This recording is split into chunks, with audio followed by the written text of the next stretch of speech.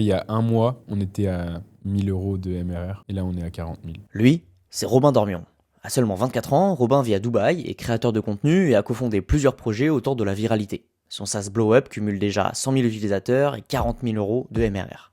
Mais avant tout ça, Robin était un simple étudiant en école de commerce et passait ses journées à faire la fête. Jusqu'au jour où il touche le fond. Grosse remise en question, perte de sens, déclic. Il décide de se relever en se lançant un défi fou, monter sur le ring pour un combat de boxe. Il se fait exploser, mais retrouve sa discipline, son feu intérieur. C'est le début d'un parcours atypique. Il se lance alors dans le contenu faceless sur TikTok, crée un compte sur la MMA qui décolle et gagne plus de 25 000 € en 6 mois. Puis, il enseigne aux autres à vivre de la monétisation TikTok via le clipping, toujours sans montrer son visage, preuve que le personal brand faceless, ça fonctionne encore. Mais rapidement, il sature. Il veut un projet plus aligné. Il lance alors sa propre personal brand en montrant son visage, atteint 10 000 abonnés en un mois et comprend que la création de contenu est sa vraie zone de génie. Aujourd'hui, Robin construit un véritable écosystème autour de la viralité en mettant ses compétences au service de projets solides. Dans cet épisode, on parle de TikTok, de résilience, de personal branding et de ce que ça change de passer de créateur opportuniste à bâtisseur stratégique. Salut à toutes et à tous les amis et bienvenue pour ce nouvel épisode du podcast Jeune Doers. Alors pour ceux qui n'auraient jamais vu ce podcast ou qui ne connaîtraient pas le concept, je rappelle très rapidement, c'est très simple. C'est ni plus ni moins que des échanges avec des jeunes entrepreneurs, des jeunes artistes, des jeunes sportifs, bref, des jeunes ambitieux qui me passionnent, moi, qui m'inspirent. Et aujourd'hui, j'ai le plaisir d'être avec Robin. Robin, comment tu vas ? Bah écoute, super, merci pour l'invitation, ça fait plaisir. Merci à toi. Merci à toi d'être là. On est chez toi, on est à Dubaï là. Ouais, Premier chez moi. podcast que je tourne ici. Ça fait combien de temps que tu es expatrié à Dubaï ? Ça fait pas longtemps que c'est chez moi, entre guillemets. Ça fait 2 mois maintenant. Ok. Mais ouais, le temps passe tellement vite ici. En plus, j'ai l'impression que ça fait 2 semaines. Trop bien. Bah, on va y revenir. Mais juste avant, j'aimerais que tu te présentes pour ceux qui tomberaient sur ce podcast et qui se diraient mais c'est qui ce mec ? Et qui t'auraient jamais vu. Comment tu te présenterais en 2-3 phrases et après on deep dive.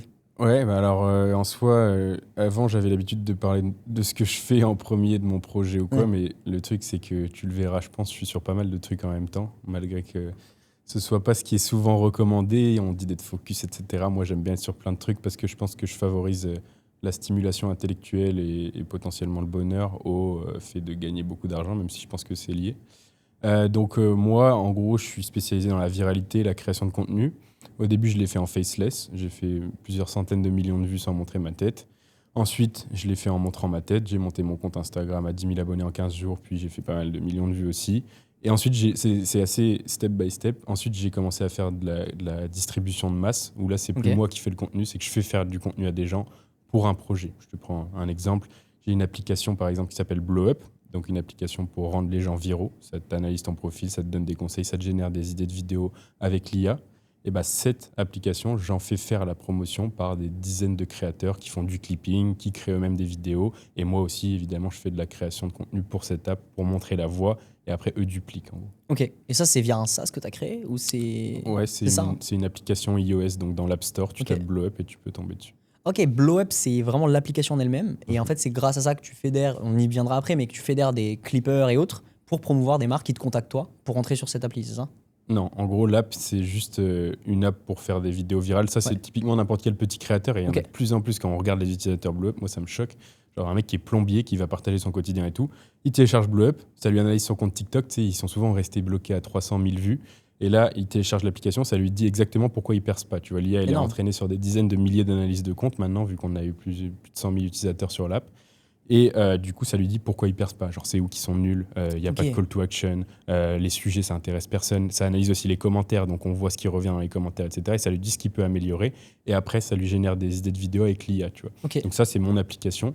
Et après, tout ce que je t'ai dit, le système de clipper, Ouais. etc., ça, c'est plus mon canal d'acquisition. Ouais, Tu vois. très C'est clair. comment je fais de l'acquisition sur mon application. Ouais, trop bien. Et ces canaux d'acquisition, le clipping, la distribution de masse, etc., je les mets sur tous mes projets. Tu vois, vu que j'ai d'autres projets, par exemple, j'ai Ouais. des infopreneurs. Là, on vient de lancer une marque e-com, par exemple, etc. Et à chaque fois, moi, ma partie, et je pense que c'est soit l'un, soit l'autre. Soit tu es focus sur un projet, tu fais tout, Ouais. ou soit tu es focus sur une section, sur plusieurs projets potentiellement. Et moi, c'est plutôt ça, tu vois. C'est vraiment tout ce qui est viralité, création de contenu, stratégie de contenu, et après, distribution de masse. Ok, trop bien. Donc c'est vraiment ta verticale et justement tu peux la dupliquer et l'appliquer à tout un tas de business C'est ça. dès lors que ça peut générer le plus de cash en fait, c'est ça, hein, cette verticale-là. En fait, c'est le projet, au final, c'est juste un entonnoir. Tu vois, c'est un moyen de convertir. Demain, tu pourrais me faire ça pour des shampoings. je pense que j'arriverai à faire des millions de vues, tu vois, en trouvant le bon angle, en mettant en place la bonne team de clippers, la bonne team de créateurs, ou même en moi faisant du contenu. Ce que j'aime bien faire au début, comme je te disais, c'est moi d'abord faire le contenu. Là, on a lancé la marque Ecom, première vidéo TikTok sur une niche que je connais pas du tout. Je t'enverrai la marque après. Une niche que je connais pas du tout, plutôt féminine en plus. Première vidéo, 50 000 vues, tu vois, et c'est moi qui ai fait la vidéo. Et ensuite, je vais du coup faire une strat, après la déléguer à des meufs qui connaissent la niche, ou des mecs d'ailleurs. Hein. Et après, Tu peux les eux vont le driver, refaire, justement, voilà. leur donner les... Ouais. Moi, j'aime bien tester d'abord les formats, tester les axes de viralité, donc les sujets. Moi, j'appelle ça comme ça. Et ensuite, voir ce qui fonctionne. Et ensuite, dès que tu as un format winner, un format qui fonctionne, tu le dupliques en masse. Tu vois. Trop bien. Bah, on va y venir, mais juste avant, pour ceux qui nous écoutent, et même pour moi, parce que je connais pas très bien, tu vois, ton parcours, qui tu es vraiment, comment t'en es arrivé là. Tu me disais, t'as 24 ans. Ouais.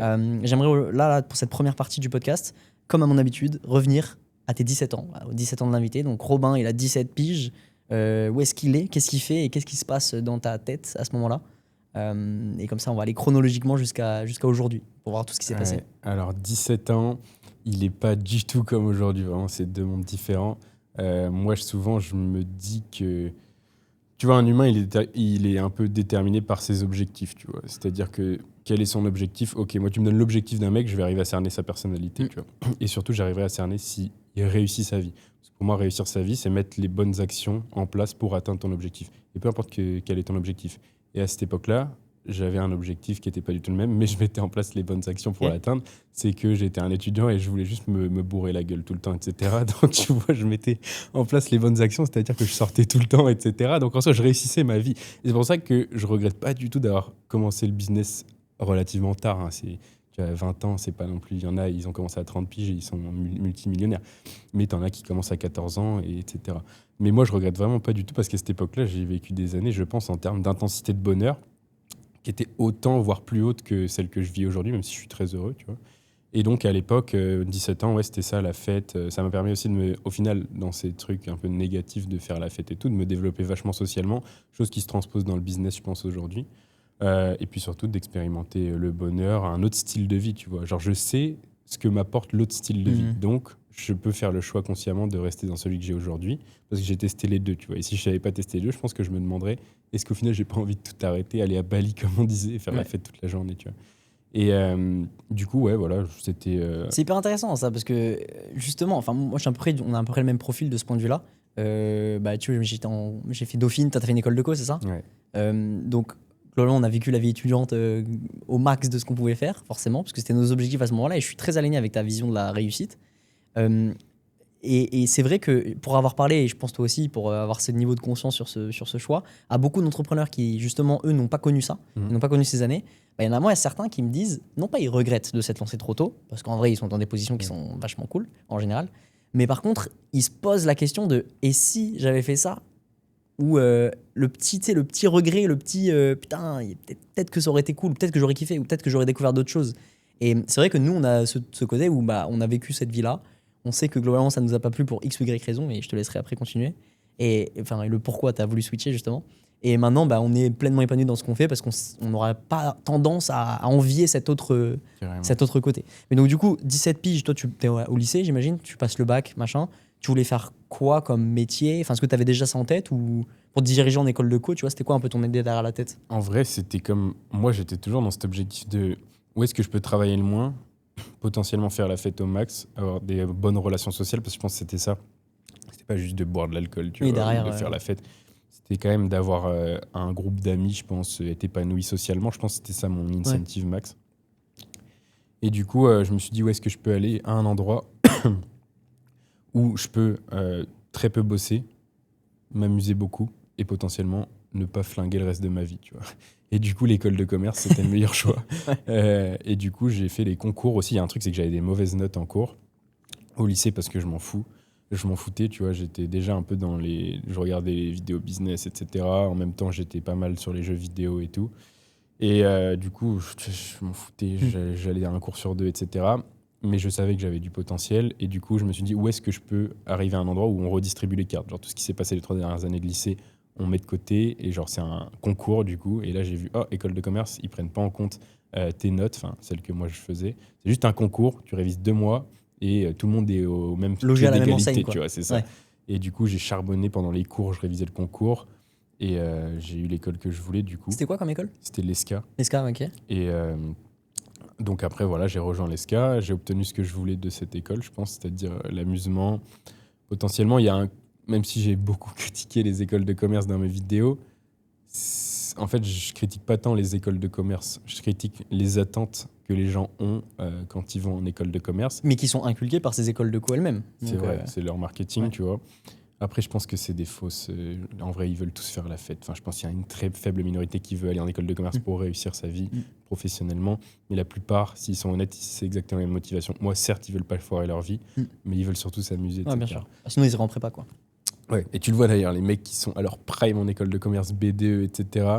Et ils arrivent dans la vie professionnelle, ils ont le pire taf tout en bas de l'échelle, ils redescendent, comment ça doit leur flinguer le moral. Ouais. Mais bref. Et du coup, moi, donc je suis arrivé en école de commerce. En soi, en plus, pas forcément. Première année, c'était cool. Après, les années d'après, j'ai un peu moins kiffé. Genre, j'étais pas à 100% à la place. Tu vois, genre, les gens qui étaient autour de moi, il y avait un truc différent. J'arrivais pas à trop connecter, tu vois. Alors pourtant, j'avais jamais eu de problème pour connecter. Mais c'était un peu futile, justement. Je pense que ce que j'étais venu chercher, la fête, etc., c'était tellement exacerbé dans les mentalités que je trouvais ça fou, tu vois, et que j'avais même pas envie de jouer ce jeu-là, tu vois. Moi, j'aime bien faire la fête et tout, mais il faut qu'il y ait un sens quand même, tu vois. Donc voilà, j'ai commencé, je crois, en 2e année ou 3e année, quand justement je sentais que j'étais sur la sellette un peu, parce que j'avais pas des notes de ouf en école de commerce, à me dire, ça serait bien, avant de finir l'école de commerce, que je puisse avoir un business, comme ça, au cas où je me fais virer, ou au cas où je dois partir de l'école, j'ai déjà un moyen de gagner de l'argent, et surtout, j'avais une peur, c'est même pas une haine ou quoi, c'est une peur de taffer dans un bureau toute ma vie. Alors vraiment, ça me flinguait le moral rien que d'y penser, tu vois. Et moi, j'ai fait des tafs de merde un peu, enfin des tafs de merde, des tafs que moi, je n'aimais pas quand j'étais au lycée ou en première année, à côté des cours, etc. Genre Leclerc Drive, tu vois, déménageur, des trucs de cons comme ça. Que moi, vraiment, j'aimais pas, tu vois. En fait, genre, le réveil, déjà, le matin, ça, c'est un truc que je pouvais pas. Il fallait un taf où je peux me réveiller quand je veux, tu vois. Et du coup, je me suis dit, OK, il faut que je me bouge le cul. Et j'ai commencé à tenter des trucs en parallèle. Au début, je faisais du poker, tu vois, genre vraiment des trucs qui avaient rien à voir avec ce que je fais aujourd'hui. Après, j'ai voulu lancer une formation dans le skate, parce que je faisais du skate à l'époque. Donc, toujours dans la formation, c'était marrant, parce que plusieurs années après, c'est ce que j'ai fait finalement. Et donc, j'ai commencé à faire des trucs comme ça. Et là, il y a un moment où j'étais vraiment tellement motivé, parce que je voulais absolument pas de la vie que me proposait l'école de commerce, les tafs d'après, parce que j'ai pu faire des stages qui du coup étaient le reflet de ce que j'allais faire après l'école de commerce. Et j'ai fait, ah ouais, non, il faut absolument pas que je fasse ça. Et je faisais des nuits blanches, mec, où genre, je rentrais de cours à 18h, je bossais sur mon projet, et je bossais jusqu'à 7h du mat, et j'allais en cours à 8h. Et ton projet, c'était la formation skate? Formation de skate, ouais. Ok, donc tu l'as fait à fond. Ça, c'était un peu ton vrai premier projet, on va dire, sérieux? En soi, quand j'ai toujours eu des petits trucs, tu vois, genre je revendais des sapes. Quand j'étais au collège, je vendais des points FIFA, je prenais la carte de ma mère, elle me prêtait sa carte bancaire, je lui donnais l'argent en espèces de matière à lire. J'achetais des crédits sur FIFA et je les revendais dans la cour avec des Halo Pass, tu vois. Donc tu vois, je faisais genre 300-400 balles par mois au collège, j'étais comme un ouf. Après, j'ai fait des trucs genre achat-revente de sapes, tu vois, tous les petits trucs un peu business de bricoleur, tu vois. Et après, j'ai eu ce projet-là. C'était un peu un projet passion. Et je pense que c'est aussi le fait que ce soit une passion qui m'a permis de faire ce que je t'ai dit, un truc un peu déraisonnable. Et t'es obligé d'en faire, de bosser toute la nuit, aller en cours sans avoir dormi, mec, j'avais des cernes de fou. Et au final, ça n'a pas abouti. Et puis après, j'ai fait un peu crypto, etc. Je me suis intéressé. J'ai gagné un peu d'argent, j'en ai perdu un peu. Et puis après... Tout un tas de business. Là, on est quoi? T'avais 22 ans à ce moment-là, entre 20 et... 21, je crois. Hein, un truc comme ça, 3e année. Et la 4e année, la pire année de ma life, je pense. Genre, et je pense qu'il faut absolument que tu aies un truc comme ça, tu vois. Et pour moi, ça, c'est un constat que j'ai fait. Tu me diras, ça m'intéresse. Je me demande à chaque entrepreneur que je croise. Mais j'ai l'impression qu'il y a un point commun à tous les entrepreneurs successful, entre guillemets, ou qui au moins ont une réussite avec leur business, peu importe l'échelle. Ils ont eu un moment de solitude dans leur vie, tu vois. Parce que pour moi, plus tu es exposé à la solitude dans ta vie, plus tu te développes personnellement. Et la clé du développement personnel, c'est pas d'avoir des routines de ouf, c'est pas de lire des livres, etc. C'est juste d'arriver à être dans une pièce seule, sans aucune distraction, le plus longtemps possible. Connecté à soi, quoi. Et c'est ça. Et parce que là, tu te découvres vraiment, tu sais qui tu es, tu sais ce que tu veux, et c'est là où tu évolues vraiment. Et pour moi, il y a une corrélation directe entre le niveau de solitude que tu as pu avoir dans ta vie et le niveau de développement personnel que tu as. Et toi, ça m'intéresse de savoir si tu as déjà été seul. Bah, mec, ou 100%. Parce que j'ai jamais rencontré un mec où cette règle ne marche pas. Ouais, déjà, ton constat, je le partage, parce que j'ai fait le même constat. Et je l'ai fait aussi parce que je l'ai appliqué à moi. C'est-à-dire que moi, effectivement, j'ai lancé mon premier business quand j'étais en Erasmus à Sydney solo. Et qu'en fait, j'ai passé 6 mois où je venais de faire 3 ans à Dauphine, comme en école de co, constamment dans la fête, les soirées, les machins, les assos étudiantes et tout. J'étais comme un dingue. Je passe de ça à je pars tout seul à Sydney, donc à l'autre bout du monde où je connais personne, j'étais le seul français là-bas, etc. Et en fait, j'ai beaucoup bossé sur un premier projet à ce moment-là parce que justement, je m'étais retrouvé seul et parce que je m'étais dit, bon allez, ça fait 3 ans, j'ai envie de lancer un projet, c'est le moment, je me matrixais de podcast toute la journée. Et je pense que c'est ça aussi, c'est de se recréer une réalité et un environnement différent. En fait, je pense que moi, plus que d'être seul, c'est se recréer un environnement favorable à son nouveau soi ou son nouvel objectif du moment. Et c'est très compliqué à faire quand tu es entouré ou quand tu es encore dans le même environnement de base, c'est-à-dire un environnement peut-être étudiant ou j'en sais rien. Et c'est beaucoup plus simple de se recréer un environnement même digital grâce au podcast, grâce aux vidéos, grâce même aux nouvelles rencontres que tu peux faire dans une nouvelle ville où tu connais personne, etc. Et ouais, donc bien sûr, carrément, moi, tout est parti de là et aujourd'hui, j'en suis là. C'était il y a 3 ans et sans cette période-là, bah, j'aurais jamais fait ce compte Instagram, j'aurais jamais fait mon business, j'aurais jamais fait tout le reste. Donc c'est l'effet papillon, ouais. C'est ça. Mais c'est vrai que c'est l'environnement aussi. Pour changer ton identité, il faut changer l'environnement. Ouais. Et on a la chance aujourd'hui aussi de... Parce qu'en fait, je dis j'étais seul. Mais t'es pas vraiment seul parce que tu regardes des vidéos YouTube. Du coup, ton environnement, genre moi, les personnes avec qui je passais le plus de temps à ce moment-là, au final, c'était Yomi, Oussama, etc. Tu vois, vu que j'étais tout le temps seul et que je regardais des vidéos assez régulièrement. Donc, ouais, en fait, c'est ça. Et du coup, vu que ces personnes-là, fictivement, deviennent ton entourage, tu deviens comme eux et forcément, tu t'élèves, tu vois, en tout cas, dans l'atteinte de tes objectifs. Donc, moi, c'est ça, en gros, un peu pareil que toi. J'arrive dans une nouvelle ville, à Angers, à l'époque, et plus aucun pote. Situation difficile personnellement, amoureusement, etc. Du coup, un peu, pas de dépression, je pense que c'est encore plus élevé, ça, mais sorte de déprime. Down, quoi. Down, ouais. Gros down. Et tu sais, normalement, tu peux faire abstraction du down en voyant tes potes, etc. Mais là, vu que j'en avais pas, j'étais obligé d'affronter la réalité. Et je pense que c'est ce que la plupart des gens ne font pas et qui m'a été imposé. Donc en soi, c'est pas j'ai été plus fort que les autres, c'est que j'avais pas le choix. Mais au final, c'était la meilleure chose qui pouvait m'arriver, c'était d'affronter la réalité en face. Et du coup, ouais, à un moment donné, je me rappelle être dans mon appart. Aucun sens. C'est ça la vraie dépression, c'est que t'as aucun sens. Genre, tu te lèves, tu sais pas pourquoi. T'avances, tu sais pas pourquoi. Tu marches, tu sais pas pourquoi. Tu fais du sport, tu sais pas trop pourquoi parce que t'as pas d'objectif. Et du coup, ouais, à un moment, je me rappelle être dans mon appart et de me dire, ouais, là, j'ai touché le fond, tu vois. Genre, j'étais limite, j'avais envie de pleurer tout seul dans ma chambre, tu vois, alors que c'est un truc que tu fais pas normalement, tu vois. Et tu sais pas pourquoi en plus. Genre, juste, je aucun me sens sens. vide, Je pense qu'aucun sens résume bien la situation, quoi. c'est ça. Ouais. Et genre, je me dis, ok, là, je visualisais de fou. J'avais une image dans ma tête, c'était, là, je suis au fond, tu vois. Genre, au fond d'une piscine. Maintenant, soit je peux te donner une impulsion en touchant le sol, vu que le sol, il est sous mes pieds, ou soit je reste en bas et je coule, tu vois. Et donc, j'ai vraiment ce truc de, vas-y, je me donne une impulsion, et je sais pas pourquoi encore, je sais pas ce qu'il y a à la surface, mais je vais essayer de m'en rapprocher, en tout cas.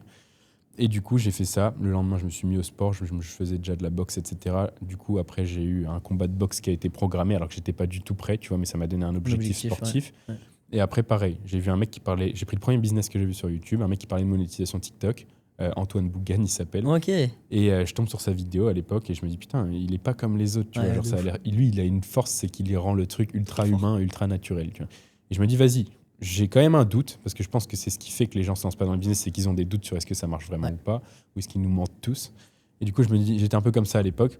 Je me dis, vas-y, tu sais quoi, au moins j'aurai ma réponse. Je tente jusqu'à ce que j'arrive à la monétisation. Et au moins, une fois que j'y serai, je saurai s'il mentait ou pas. Et pareil, ça te donne un objectif, quoi. Et j'ai un objectif. Et du coup, tous les jours, je postais une vidéo par jour. Et j'ai mis du temps à y arriver à la monétisation. J'ai mis 5 mois. Et parce que monétisation TikTok, du coup, c'est 10 000 abonnés TikTok, c'est ça? Et à partir du moment où tu as 10 000, tu peux être monétisé. C'est ça. Et tu es monétisé pour des vidéos de plus d'une minute, non? Ouais, c'est ça. Exactement. Okay. Et du coup, moi, j'ai fait des vidéos de MMA à l'époque. C'était pas mes propres vidéos. Je reprenais des combats. Je faisais des résumés des combats tous les week-ends, etc. Vu que j'étais passionné par la MMA. Ah, mais à tout moment, on a déjà vu tes trucs, en fait. Enfin, c'est possible. Parce que j'en ai vu un paquet. Je faisais beaucoup d'MMA aussi, donc j'étais mordu de ça. Mais Donc je vois très ouais. bien, genre de récap de fight où le mec. Récap de fight Ouais. et crowdcam aussi. Je sais pas Ouais, si tu bien vois. sûr. Mais crowdcam, c'est sûr que c'est mes vidéos. Ok, trop bien. Parce que j'ai fait des 30 millions de vues, 20 Énorme. millions de vues. J'ai fait plus de 200 millions de vues sur le compte. Énorme. Donc il y a des chances que Ouais. c'est vu passer. Et du coup, je faisais ça et ça me faisait kiffer. Et je pense que c'est important quand même qu'il y ait le facteur où ce soit un sujet qui te touche ou que tu kiffes. Bien sûr. Et du coup, je me disais, vas-y. En fait, c'était vraiment de la discipline pour le coup. Je m'en fous que ça fasse des vues ou pas. Limite, je regardais pas. Juste une vidéo par jour jusqu'à ce que j'atteigne l'objectif. Mais ça prend 2 ans, tu vois. Et j'ai été ultra discipliné. Et tout allait dans le même sens. Je m'entraînais pour un combat, je faisais des vidéos sur de la MMA, donc c'était quand même assez simple. Et du coup, le combat se passe entre-temps. Combat de boxe. Ouais, combat anglaise de boxe, de kickboxing. Kickboxing, ok. Je me fais péter la gueule. C'était arrangé ça? Non, c'était dans la ville d'où je viens, Ok. à côté de Tours. Ok. Et du coup, je tombe contre un mec qui était beaucoup plus fort que moi, plus expérimenté, etc., un Géorgien. Et en vrai, il me met une belle droite, je t'enverrai la photo si tu veux la mettre au montage. J'avais un cocard de fou. Et il y a une phrase que je dis souvent sur ce combat, et parce qu'en vrai, c'est tellement vrai, c'est que je m'en rappelle que la douleur de l'échec, elle était moins douloureuse du coup que la douleur de l'inaction, tu vois. C'est-à-dire que j'aurais pas fait ce combat. Je savais que c'était une de mes peurs de faire un combat. Genre, tu te sentais plus mal quand t'avais rien et que t'étais au fond que quand t'étais au sol KO ou j'en sais rien, Ouais, je ou me suis t'es pas fait un KO. KO, mais quand j'avais le cocard même le lendemain où je m'étais dit, mais putain, mais il faut vraiment être débile de faire un combat gratuitement, de se faire péter la gueule et tu n'as rien en retour et le lendemain tout le monde t'a oublié, tu vois. Et après, je me suis dit, mais putain, le sentiment d'accomplissement, la fierté, mec. Genre, j'ai beau avoir perdu, mais genre, c'est un truc de ouf. Alors, j'imagine pas si j'avais gagné, tu vois. Et du coup, ça m'a donné encore plus de force après pour le business et tout, de me dire, ok, ouah, c'est cette sensation-là quand tu vas au bout des choses, que tu gagnes ou que tu perdes. Mais mec, j'ai envie de voir le moment. Déjà, quand je perds, vu ce que ça me confère comme bonheur, comme fierté et tout, putain, le jour où je vais gagner, c'est cette sensation. Je peux bosser 3 ans pour l'avoir. Ah, ok. C'est ce que je me disais avec le compte. Et je pense que c'est ce qu'il faut faire, en fait. C'est que tu perdes ou que tu gagnes, fais-le. Ouais. Dans tous les cas, tu vas être trop bien à la fin, même si tu perds, tu vois. Et du coup, C'est le chemin qui est plus intéressant que l'arrivée, quoi, globalement. Le chemin, et puis même l'arrivée, qu'elle soit victorieuse ou pas, le fait de la voir l'arrivée et d'y être allé, tu vois, parce que tu t'étais fixé, genre c'est trop bien, tu vois. Et donc en parallèle, tu montes ce compte petit à petit. Concrètement, pour ceux qui écoutent et tu vois, qui sont pas forcément à l'aise avec cette notion-là de monétisation TikTok, parce que mine de rien, j'ai l'impression que c'est un business qui a un vrai business qui a genre 2-3 ans, pas beaucoup plus. À toi de me dire, tu vois, mais j'ai l'impression que TikTok a aussi augmenté sa REM dernièrement.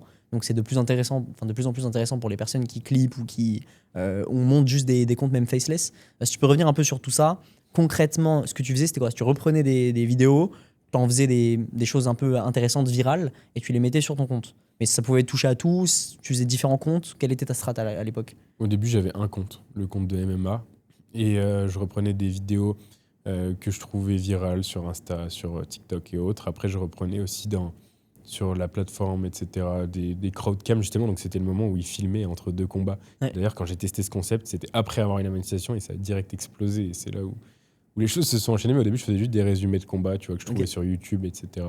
Et j'en faisais des vidéos d'1 minute. Et puis j'attendais d'avoir les 10 000 abonnés, d'être monétisé. Ou parfois des petites blagues, tu vois, tu mets une vidéo drôle de MMA et tu mets un texte marrant. D'ailleurs, petite technique, je reprenais le commentaire le plus liké sous la vidéo sur Insta et j'en faisais un titre que je mettais sur la vidéo et généralement c'était viral. Tu vois. Énorme. Donc Tous les tu as petits développé comme plein ça. de petits tricks comme Voilà, ça. On y c'est là où viendra j'ai après appris. justement sur ce que tu utilises maintenant. C'est un peu tout ce que tu as appris petit à petit.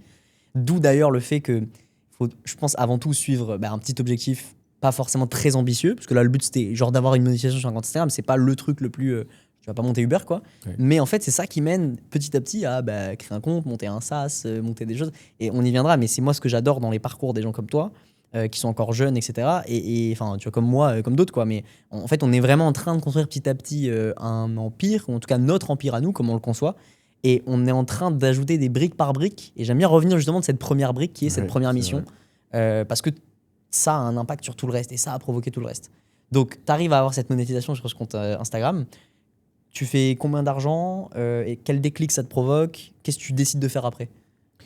Ouais, en vrai, c'est carrément ça. Et là, j'apprenais une compétence sans m'en rendre compte. Tu vois, c'est que moi, pour moi, je faisais juste des montages et j'allais gagner de l'argent sur 6 mois, 1 an, un petit truc rapide en complément à côté des cours et tout. Mais au final, j'apprenais une vraie compétence, tu vois, la création de contenu qui, selon moi, est aujourd'hui encore la compétence qui, à notre ère de l'attention, est la plus cheatée et qui va te rapporter le plus d'argent si tu l'apprends et que tu peux monétiser de 100 000 manières. Et la plus transversale en plus. C'est ça. Donc voilà, à ce moment-là, du coup, j'ai atteint la monétisation TikTok, 10 000 abonnés. Ça m'a mis 5 mois, je crois, à l'atteindre. Donc, tous les jours, 5 mois, peut-être plus de 100 vidéos postées. Et le premier jour, mec, je m'en rappelle. Moi, du coup, j'étais étudiant. Tu sais, étudiant, je suis pas pauvre ou quoi, mais j'avais pas beaucoup de thunes, tu vois. Et il y a des fois, j'allais faire les courses, j'avais genre des 4 euros, tu vois, sur mon compte, des trucs comme ça. Et tu regardes le prix des courses et tout, et ça me rendait fou. Genre, moi, tu vois, même maintenant, ou même quand je ferais 500 000, 1 million d'euros par mois, je serais jamais dans l'opulence d'acheter des supercars, des montres et tout. Mais je veux un truc, c'est ne pas avoir à me poser de questions. Genre, si je veux un truc, et c'est des trucs simples, la bouffe, Ouais. même pas les fringues en vrai, mais des trucs vraiment de première nécessité, on va dire, mais juste ne pas me poser de questions là-dessus. La pyramide de Maslow. Ouais, en voilà, plus. c'est ça. Moi, je suis juste au premier étage. Tu vois. Genre le statut et tout, rien à foutre. Et du coup, ouais, je pense que c'est là où c'est pas humiliant, mais où tu te dis, putain, genre, t'es là, des trucs de première nécessité, tu dois te priver, faire attention sur, ok, j'achète quelle marque de pâtes, enfin, tu vois, j'abuse un peu, mais c'est limite ça, des moments, genre, ok, je prends pas de saumon parce que c'est beaucoup trop cher et tout. Et ça, je me suis dit, mais putain, mais à quel moment mon existence est résumée à ça, tu vois. Et du coup, là, je me suis dit, non, c'est plus possible. Et c'est là où ça m'a vraiment motivé aussi. Je crois que c'était vraiment le déclic, je l'ai eu à Carrefour, tu vois. Ouais. Il y en a, ils ont le déclic, ils voient un milliardaire et tout. Moi, j'étais juste à Carrefour dans le rayon fruits et légumes et je me suis dit non, ce poivron il est trop cher, il faut que je gagne de l'argent. Tu vois. Je peux pas acheter d'avocat, Je peux pas putain. acheter d'avocat. C'est cher de ouf les avocats. Bah ouais, aussi. gros, 2 balles l'avocat, t'es un ouf. Et du coup, j'ai fait ça. Donc, première monétisée. Ok, je me dis, est-ce qu'il m'a menti, Antoine Bougan? Est-ce que c'est une arnaque ou pas? Monétisée. Première vidéo, je gagne 10 balles, mec, en une journée. Et là, je fais le calcul dans ma tête. Waouh, je fais 300 euros par mois potentiellement. Et j'étais déjà comme un ouf. Le jour d'après, je fais 20. Et là, je me dis, waouh, je peux faire 600 euros par mois. Et là, je me dis, je suis comme un ouf. À l'époque, mec, étudiant 600 balles par mois, c'était une dinguerie. Du coup, voilà, 10, 20, 10, 10. Et je me dis, ouais, trop bien, tu vois. Genre, je vais vivre de ça, je vais faire plein de comptes, je vais scaler le truc. Et là, mec, je tente le concept des crowdcam. Donc, je fais plus des résumés de combat, juste, je prends les célébrités dans le public. À chaque fois, tu avais des mecs, genre, tu avais Donald Trump, tu avais des Barack Obama, des trucs comme ça dans le public. Et je me dis, vas-y, je fais une compilation de tous ces mecs, tu vois. Et je prends une musique virale d'une autre vidéo que j'avais vue, d'un autre concept qui marchait bien. Et ça, encore une des leçons que j'utilise encore aujourd'hui, c'est tu prends des trucs qui fonctionnent à droite et à gauche, tu fais ta recette, tu mixes tout, tu prends la musique virale de ce concept. Il y avait déjà un mec qui avait fait le concept des crowdcam, c'est pas moi qui l'ai inventé. Genre, j'ai repris son concept, mais la musique, elle était nulle. Je trouvais que ça donnait pas de rythme. Il laissait les clips trop longtemps. Moi, j'ai raccourci. J'ai mis la musique qui était virale sur l'autre, le filtre qui était viral sur les combats que moi je faisais, tu vois, qui faisait ressortir les couleurs, les lumières, etc. Je mélange tout ça. J'envoie la première vidéo. Je pars voir le combat d'un de mes potes à la campagne. Il n'y avait pas de réseau. Je regarde son combat de boxe thaï. On y reste 3 à 4 heures. J'avais pas de réseau. Je reviens chez moi. J'ouvre le tel. Je fais, wesh. Il y avait 500 000 vues en 3 heures, je crois. C'était une de mes vidéos qui partait le plus viral. Avant de me coucher, alors que je l'avais posté à 18h, elle avait fait 1 million de vues. Tu vois. Et je me dis, waouh, la dinguerie. Et je me dis, mais combien ça va me rapporter ça, tu vois. Genre, mec, le lendemain, j'actualisais quand est-ce qu'ils vont me dire les récompenses parce que tu les as en différé, tu vois. Et le lendemain, je vois, j'ai gagné 700 euros, je crois, un truc comme ça, en une journée. Et là, je fais, waouh. Avec une vidéo. Avec une vidéo, mec, en une journée, elle continue de monter. Le lendemain, j'en remets une, elle fait 1 million de vues. Le jour d'après, 2 millions de vues. Tous les jours, la pire vidéo, elle faisait 1 million de vues, tu vois. Putain. Et là, ce premier mois-là, je gagne 8500 euros. Alors que je suis étudiant et tout, et que j'avais 400 balles pour vivre avant. Et là, je fais waouh, la dinguerie. Après, je pars en vacances, je claque tout. Tu vois, les premiers sous, t'es obligé de faire ça. C'est un rituel. Tu dois les claquer de manière aussi bête que tu les as gagnés. Aussi rapidement. Ouais. Et du coup, voilà. Et après, j'ai gagné 25 000 euros sur les 6 mois d'après avec TikTok. Et puis après, j'ai commencé à enseigner ça aux gens en mode faceless. Et puis après, j'ai commencé à accompagner des entrepreneurs. Et je me suis dit, ah ouais, tu sais, c'était le déclic de, OK, la création de contenu, elle sert pour faire ça, mais elle peut servir à un mec qui a une entreprise. Ouais. Elle peut servir à des mecs qui ont encore plus d'argent. Et en fait, c'est un skill que tu peux, comme tu as dit, adapter à plein de trucs. Ok, trop bien. Parce que je veux creuser cette période où tu as très fast-forward. Tu vois, tu as dit, bah, j'ai appris ça, après j'ai fait ça, ça.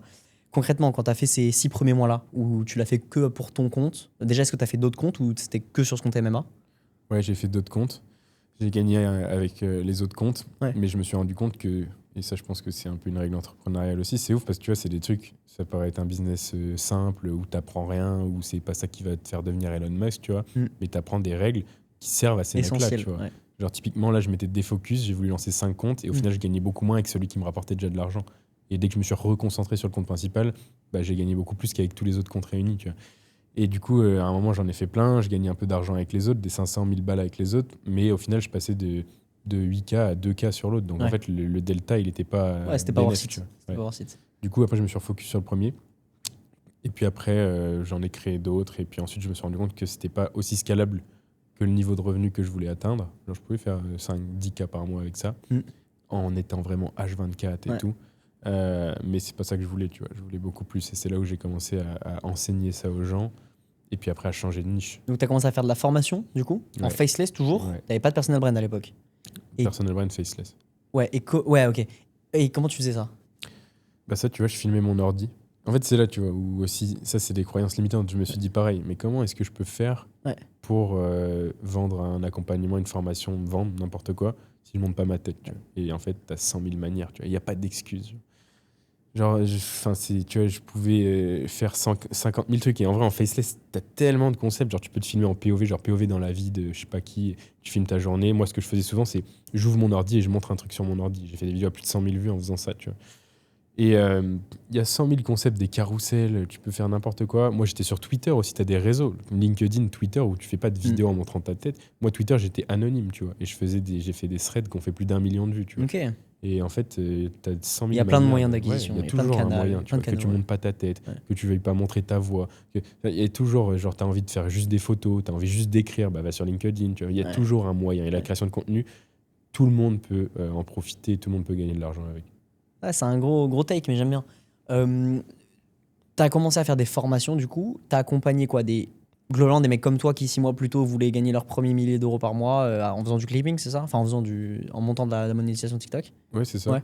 C'est ça, des mecs qui partaient de zéro, qui voulaient gagner de l'argent avec la monétisation, ou même parfois qui voulaient déjà promouvoir un projet. Et c'est justement en ayant plusieurs clients qui avaient déjà des marques e-com, des trucs comme ça, qui voulaient promouvoir, je me suis dit, putain, eux, ils gagnent plus d'argent que nous, en fait, tu vois, en faisant des vidéos, même s'ils touchent pas à la monétisation. Et là, c'est là où j'ai commencé à switch vers les entrepreneurs après. Ouais, je pense qu'il y a un truc hyper intéressant, c'est justement cette bascule. C'est cette notion de savoir capter l'attention des gens, devenir viral, savoir utiliser les réseaux globalement, savoir parler sur les réseaux et trouver une audience spécifique qui est en fait le persona en fait, que tu cherches sur les réseaux.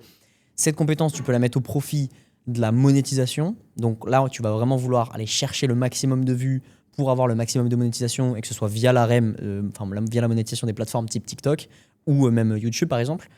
Slash trouver des partenariats aussi potentiellement, des gens qui peuvent te sponsoriser pour vendre tel ou tel produit ou sponsoriser telle ou telle vidéo. Donc là, tu vas aller chercher du reach très large, très mainstream, très grand.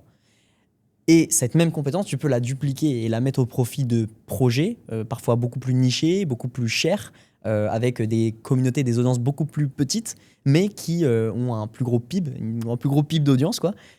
Et c'est toi, c'est justement cette bascule que tu as fait petit à petit, c'est ça. Tu as compris que la vraie monétisation, potentiellement, ou le vrai argent, se trouvait pas derrière la REM ou la monétisation de TikTok, mais derrière ce que tu pouvais vendre grâce à cette audience, c'est ça?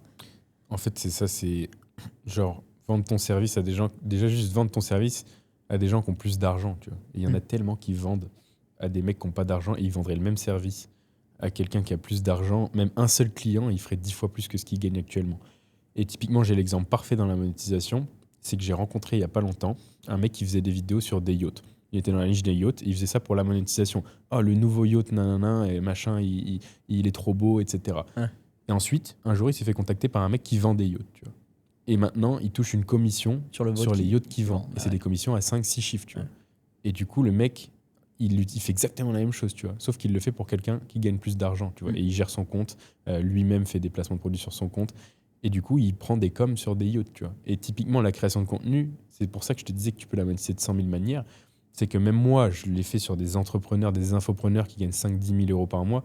Et pour moi, c'est même pas assez, tu vois. C'est-à-dire que si tu le fais pour, je sais pas, une boîte d'immobilier ou des agents immobiliers à Dubaï, et c'était un des trucs que je voulais faire, de faire de la création de contenu personal brand pour des agents immobiliers à Dubaï qui prennent des coms à 6-7 chiffres, tu vois, bah évidemment que si toi tu prends un pourcentage de ça, tu vas être bien, ou même ils vont pouvoir te payer 10-20K par mois, tu vois, et tu n'as plus besoin d'avoir que 5 ou 6 clients pour faire 100K par mois, juste les bons clients. Et pourtant, c'est le même skill. Hein. Ah, ça qui est C'est juste ouf. créer du contenu, tu vois. C'est que la même compétence mise au profit de différents projets ou différents produits n'a absolument pas le même retour, quoi. C'est Et ça. c'est vrai, c'est dingue. Et en fait, je pense que pour le coup, cette compétence d'être viral sur les réseaux ou de savoir utiliser les réseaux, c'est celle qui a le plus gros delta, on va dire. Mais potentiellement, je pense que chaque personne qui nous écoute là a peut-être des compétences, tu vois, qui seraient duplicables pour d'autres projets. Et peut-être qu'on réfléchit on réfléchit trop à qu'est-ce qu'il faut faire plutôt qu'au profit de qui. On peut faire la même chose, mais C'est comme ça. tu l'as dit, et tu l'as très bien dit d'ailleurs, au profit de différentes marques, différents projets, t'as pas du tout le même retour. Et intrinsèquement, c'est le même job. Et d'ailleurs, c'est ce qu'on va y venir petit à petit, mais c'est concrètement, toi, le même job que tu fais, on va le voir pour plusieurs boîtes, Ouais. plusieurs types de clients, plusieurs marques. Non, ouais, c'est très très Et smart. moi, je pose une question aux gens. Dans ces cas-là, c'est enfin, qui, en ayant ta compétence, ton skill, pourrait gagner énormément d'argent. Tu vois. Bah, trouve cette personne, mets-lui à disposition ton skill et prends un pourcentage ou fais-toi payer cher. Ouais, c'est smart. Mais moi, ça va me fait réfléchir, ça. C'est très très smart. Ouais, Parce qu'on bah, a beau le toi, savoir, toi, tu vois. typiquement, tu vois, c'est Ouais. toi, tu trouves une niche. Là, tu vois, t'es sur les infopreneurs. Ça se trouve, tu trouves une niche, j'en sais rien, de milliardaires dans la niche des plombiers, tu vois. Genre les mecs qui ont des entreprises de plomberie qui optimisent pas. Et ça se trouve, en plus, tu vas en close un, il va te recommander à son meilleur pote qui a la même boîte, la même typologie de boîte. Ouais. Et tu vas tomber dans un truc des boring business. Ouais. Optimiser la fiscalité des boring business à nanana. Tu vois. Et moi, pour te dire aussi, c'est qu'il vaut mieux avoir une niche ultra précise, un avatar ultra précis, mais qu'il ait énormément d'argent que d'avoir un avatar ultra large de mecs qui n'ont pas beaucoup de thunes. Typiquement, là, la niche, ça aurait pu être j'aide les agents immobiliers de Dubaï, donc d'une localisation. T'imagines, la niche, elle est réduite de fou. Un métier, une ville, à développer leur personnel. Et pourtant, je suis sûr que si tu fais ça bien, tu peux faire 500K, 1 million c'est par sûr. mois. Ouais, c'est sûr. Non, c'est sûr. Après, d'où le fait aussi de bien choisir quand même son avatar, son persona. D'être niché, mais sur des gens qui ont de l'argent. Parce que si tu niches sur les agents immobiliers à Montreux, je pense que c'est plus compliqué. Je pense que c'est plus compliqué. C'est plus compliqué. Mais ouais, et effectivement, tu as toujours cette notion de quelle personne gagnerait le plus d'argent avec les compétences que j'ai. Et j'essaie de trouver cette personne et de les mettre à profit. Hein, c'est smart. Donc, si on fast forward un peu, ça, t'as monté ça entre le premier jour où tu as commencé le clipping pour toi, enfin le clipping, je dis le clipping, mais c'est voilà, la création de contenu, jusqu'au jour où tu as lancé ta formation. Là, il y avait 6 mois, tu avais dit, c'est ça, un delta de 6 mois. T'avais quoi? T'avais 22 ans et demi à ce moment-là, un truc comme ça? Ouais, c'était il y a 3 ans, je crois. Ouais, ok, donc 21, 22 ans, on va dire. Et petit à petit, tu as commencé à faire cette formation. Ensuite, quels étaient les next steps? Cette formation, elle a bien marché? Ouais, j'ai fait pas mal d'argent. C'était mon premier business qui tournait bien. Mes premiers 5 chiffres, etc. Et après, je pense que c'est la niche qui m'a saoulé. Aussi, je pense, comme je te disais, c'est que moi, je suis assez guidé par ce que j'aime faire, l'épanouissement intellectuel, etc. Et là, j'en pouvais plus en vrai de la monétisation, tu vois. Voir des clips, des reportages, etc. YouTube, des extraits. Je m'épanouissais plus. Et je pense qu'il y a tous un moment, je pense avec ton premier business, sauf si c'est vraiment un truc passion de base, mais tu es obligé à un moment de plus en pouvoir et de vouloir changer, tu vois. Même si tu vas. Et d'ailleurs, c'était une erreur. Financièrement et entrepreneurialement, c'était une erreur parce que t'arrêtes jamais un truc qui fonctionne. Tu vois. Tu le délègues et j'aurais pu le déléguer, que ça continue de tourner et tout. Mais j'en ai eu marre, j'ai arrêté. J'ai plus eu de revenus pendant plusieurs mois après. Okay. Et je me suis dit, vas-y, c'est le moment de lancer ma personal brand avec ma tête. C'est là où j'ai lancé ma personal brand avec ma tête sur Instagram et où je me suis dit, ça faisait des mois que je repoussais ça. Et je me suis dit, je vais me lancer un challenge pour être vraiment motivé. C'est d'atteindre 10 000 abonnés en un mois, enfin le plus rapidement. Et du coup, j'ai lancé ma personal brand. Entre-temps, j'étais venu à Dubaï aussi. Ça m'a vraiment ouvert les yeux sur ce qui était possible d'être fait, voir des mecs qui sont pas forcément meilleurs que moi dans le business ou quoi, mais qui ont une personal brand et qui du coup gagnent beaucoup plus que moi. Tu vois, parce qu'aujourd'hui, c'est la dure réalité, et tant mieux d'ailleurs.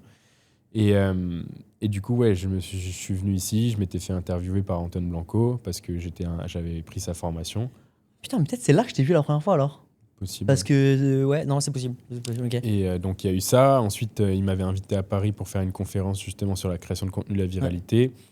À cette conf, il y a eu Yomi. C'était pas aussi. sur un yacht avec Antoine Blanco? Si. Ah, mais c'est là que je t'ai vu. Ok, c'est clair. Voilà, c'est là.